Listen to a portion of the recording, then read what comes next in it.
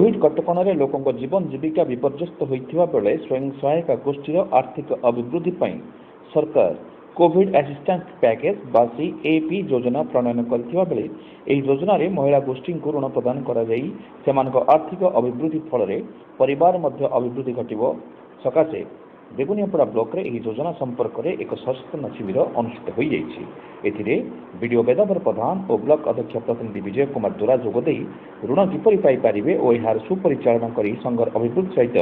निज परिवार सहायक किपरि होई पारिबे से संपर्क में अवगत कराइथिले। मिशन शक्ति ओएलएम समस्त कर्मकर्ता एमबीके जीपीएलएफ सभापति और संपादक एवं उपभोक्ता माने एही कार्यक्रम में जोगदे आवश्यक मतामत प्रदान करथिले।